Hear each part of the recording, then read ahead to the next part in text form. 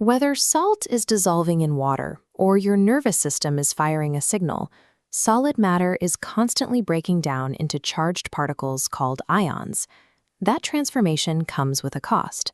To completely remove an outermost valence electron from an atom, the universe demands a specific energetic toll. Cost isn't a flat rate. It varies depending on which atom is being dismantled. This chart compares two elements from the same family. Cesium surrenders its outer electron for a very low price, but lithium, just a few rows above it, requires a much higher energy cost to do the same thing. The reason for this difference lies in the physical coordinates of the periodic table, which functions as a map of atomic dimensions. If we start at the top of the table and move straight down a single group, the landscape of the atom begins to shift. Each step down adds new shells of electrons. This structural change makes the physical radius of the atom significantly larger. With these added layers, the outermost electron is pushed further from the nucleus, shielded by the shells beneath it.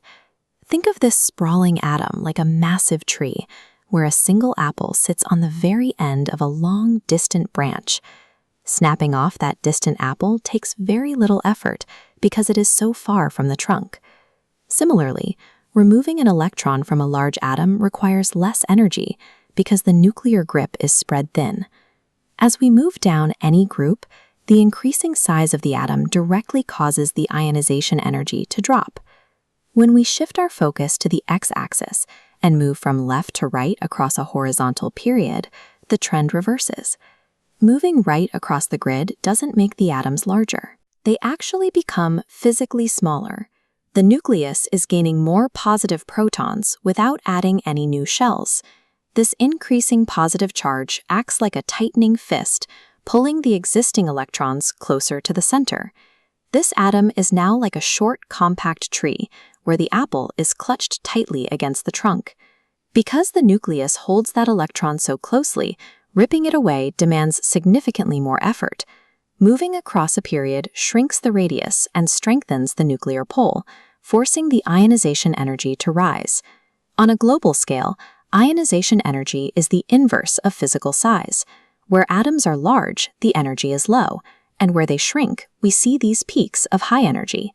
But what happens if we push the limit and try to remove a second electron from the same atom? With a magnesium atom, removing the first electron happens at a standard, predictable cost. Once that electron is gone, the internal balance is disrupted. Positive protons now outnumber the remaining negative electrons. The overpowering nucleus pulls those electrons inward, causing the entire structure to contract.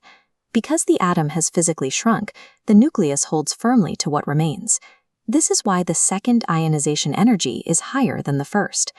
The physical contraction of the atom makes every subsequent theft more difficult. This shows the periodic table is more than a list of elements.